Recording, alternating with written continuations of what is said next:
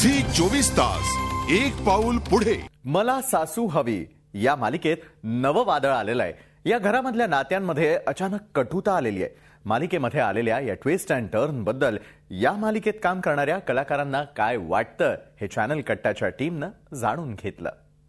नमस्कार, तुम्ही पाहताय झी 24 तास आणि आपण आहोत मला सासू हवीच्या सेटवर. मी संकर्षण कराडे म्हणजेच ऋषिकेश रत्नपारखी.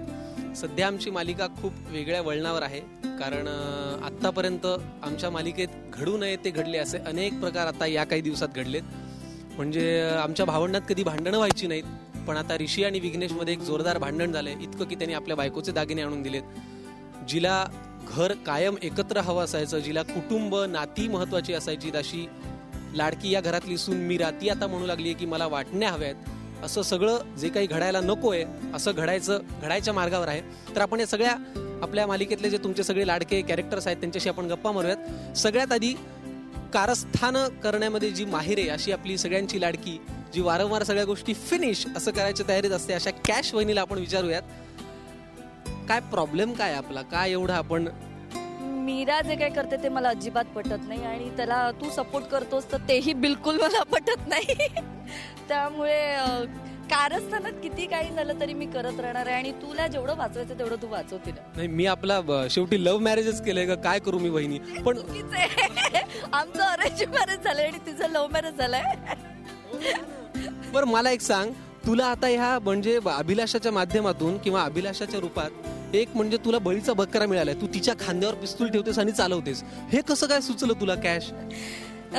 मुळात स्टार्टिंगला फक्त अभिलाषा आणि मीच असायची. त्यानंतर मीरा आमच्या घरात आली.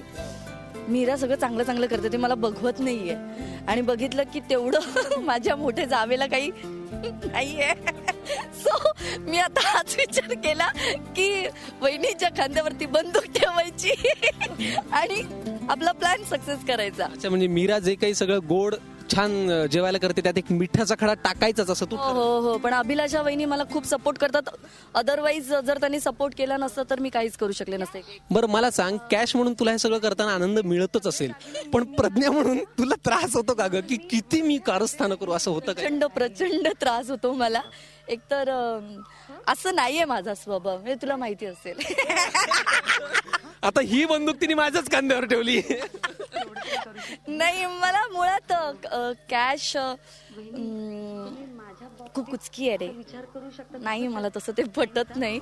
कधी कधी आम्ही सीन करताना मीरा आणि मी आम्ही नको ग एवढं वाईट नाही एवढं नको. म्हणजे आमच्या डायरेक्टरला पण मी सांगितलेलं एकदा दोनदा की एवढी हार्श का होणार, कॅश नको, एवढं तिला हार्श नको.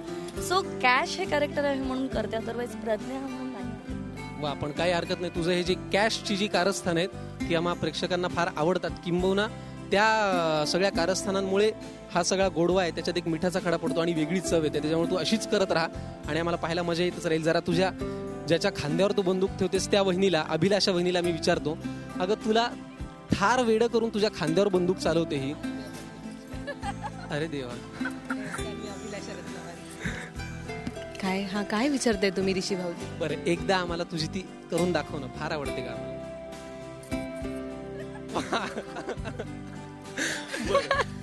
तुझ्या खांद्यावर बंदूक ठेवून सगळी कारस्थानं करत असते, काय वाटतं तुला अभिलाषा, एवढं सगळं सपोर्ट करतेस तू तिला? अभिलाषा म्हणून ना मला माझा स्वतःचा खूप अभिमान वाटतो की मी कॅशला सपोर्ट करते, कारण कॅश माझ्यासाठी ही एक आयडल आहे. म्हणजे कॅश मला जे सांगेल आणि ती मला अशा प्रकारे पटवून देते ना, म्हणजे मला कधी कधी वाटते की ही काहीतरी शेंड्या लावते का मला, पण मग वाटतं नाही माझ्या भलं, ती मला जे काय मस्का मारते, पट्टी पडवते ते मला पटतं आणि मी आपलं करते. आणि नंतर मला कुठेतरी असं पेटतं की अरे, जेव्हा तोंडावर पडते ना मी, तेव्हा मला पेटतं की अरे चुकले मी, नाही तसं करायला होतं, देवा परमेश्वरा काय, पण नंतर उशीर झालेला असतो. बरं, तुझं तुझ्या अहो वरती फार प्रेम आहे, मग हे सगळं त्या कॅशच्या नादी लागून करताना तुला ते अहोंचा थोडाही विचार येत नाही का? येतो ना, बरेचदा येतो. म्हणजे मला बरेचदा तेच दिसतात आमचे अहो. पण मग कसं आहे ना, माझा अधिकार मला मिळायला पाहिजे. म्हणजे पहिल्यापासनं डे 1 पासनं जेव्हापासून सिरियल चालू झाली, रत्नपारखी परिवार इंट्रोड्यूस झाले तुम्हाला ऑडियन्सना, तेव्हा डे वन पासून माझं हेच आहे की मला माझे अधिकार मिळायला पाहिजे आणि मोठ्या सुनेचे अधिकार, आणि त्याच्यामुळे कॅश मला जी काही पट्टी पडवते ती माहित नाही, मला ते पटतंय.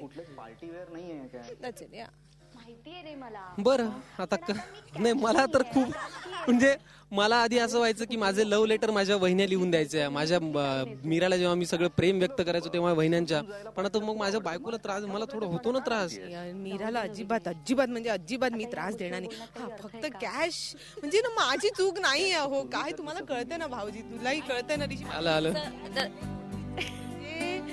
कॅश रत्न पारखी ती मला पट्टी पडवते. मी मनाने खूप चांगली आहे, परमेश्वर. तू लक्षात ठेव, एक दिवस अशी तोंडावर पाडेल. मला आता तीच भीती वाटायला लागली आहे की अभिलाषा वहिनी मला माझ्यावरतीच गट बदलू होणार तर नाही, पण नाही तेवढं मला वाटत नाही.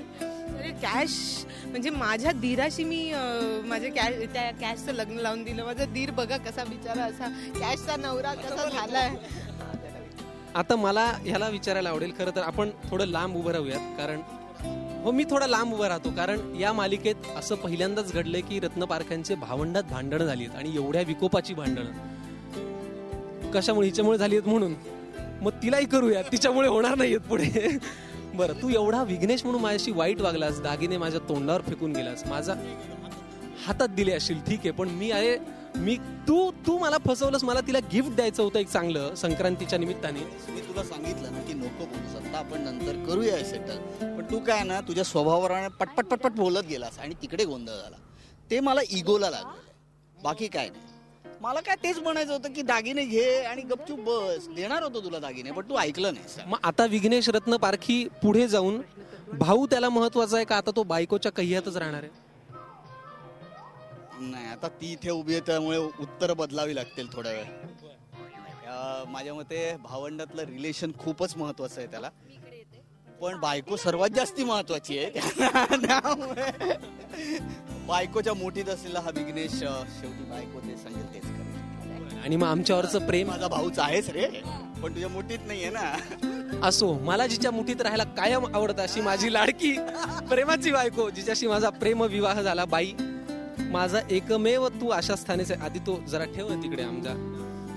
धन्यवाद. आणि आता प्रोमो मध्ये चक्क तू असं म्हणतेस की मला वाटण्या हव्यात. हा आमच्या प्रेक्षकांसाठी खूप मोठा धक्का आहे. मीरा असं का म्हणते की मला वाटण्या हव्यात? मीरा असं कधीच म्हणू शकत नाही, पण तिने हा निर्णय घेतलाय कारण मीच एकटी धडपडत होते आहे की घर वाचावं आणि सगळ्यांनी एकत्र राहावं. आणि झी 24 तास एक पाऊल पुढे.